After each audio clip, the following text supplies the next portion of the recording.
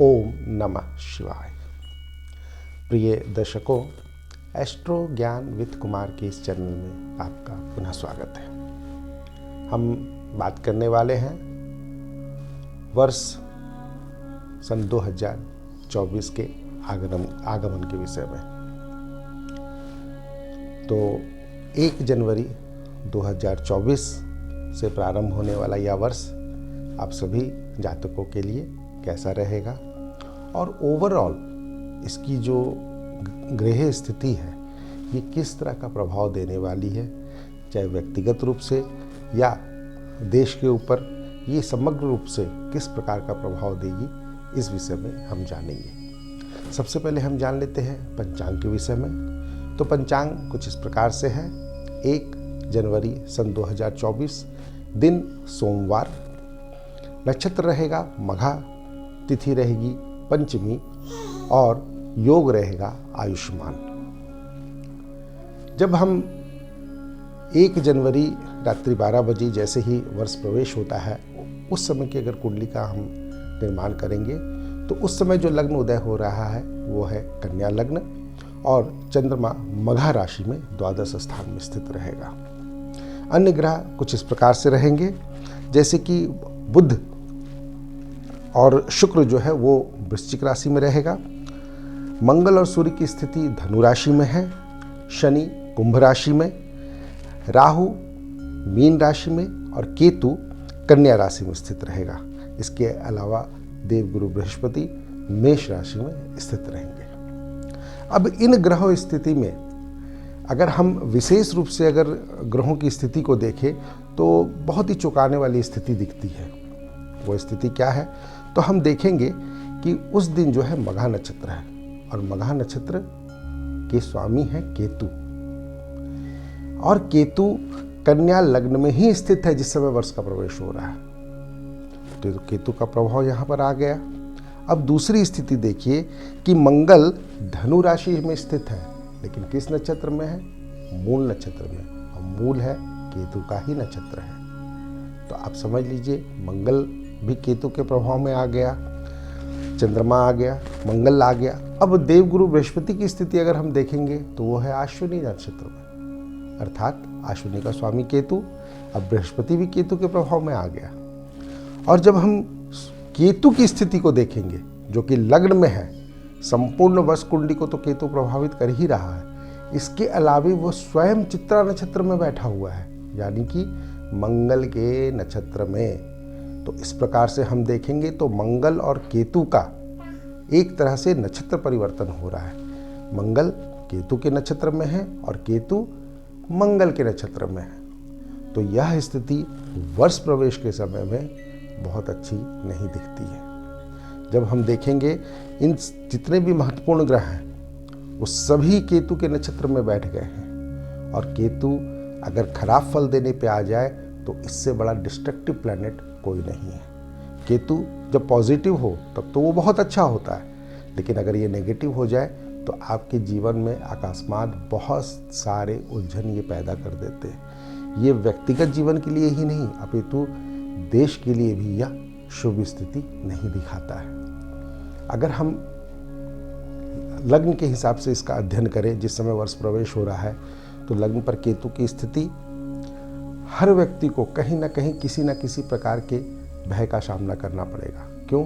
क्योंकि चंद्रमा मनसो जाता, चंद्रमा जो है वो स्वयं केतु के नक्षत्र में बैठा हुआ है और द्वादश स्थान में बैठा हुआ है, तो मन की स्थिति बिल्कुल खराब होने वाली है। दूसरी बात ये कि एक अंदर में अनजाना सा भय अगर वो कोई ग्रह पैदा कर सकता है तो वह है केतु, और केतु इस वर्ष कुंडली के लग्न में ही बैठा हुआ है।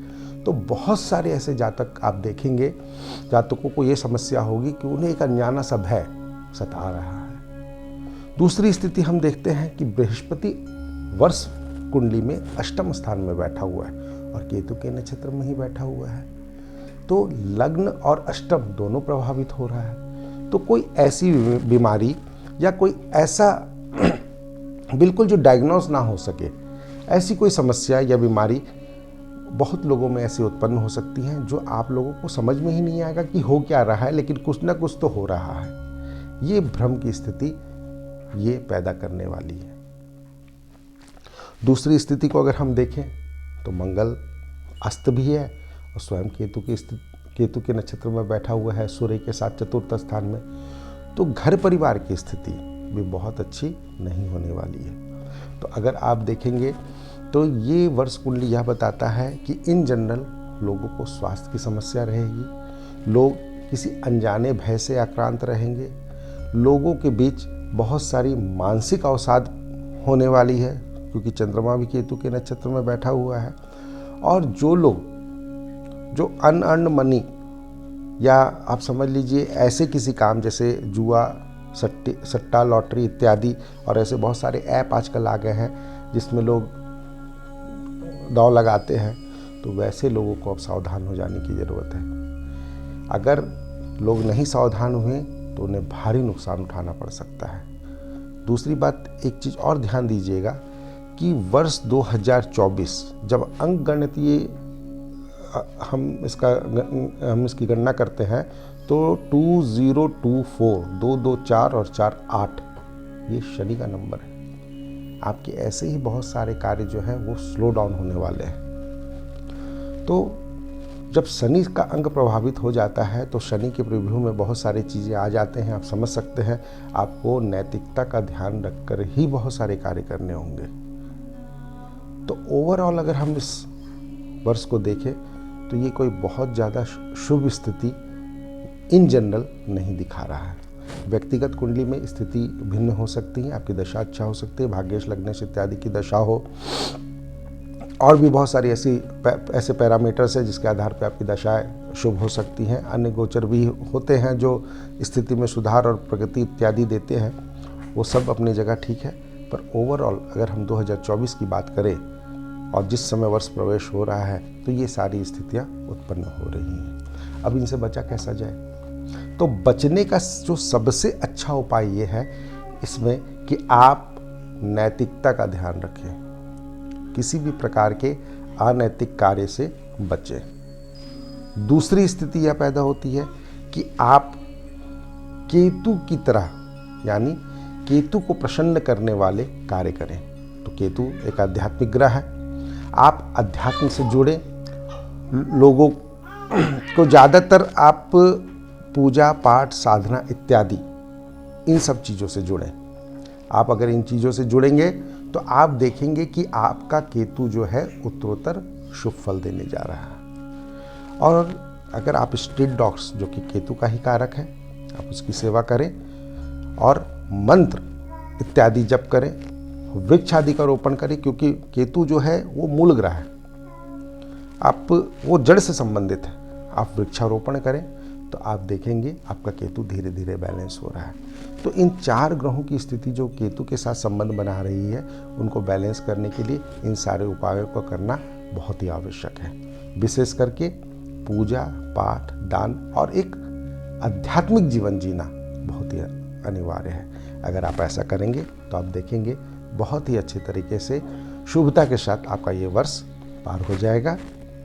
ऐसी हमारी आप लोगों से कामना है। आप स्वस्थ रहें, आनंदित रहें और यह वर्ष आपके लिए मंगलमय हो।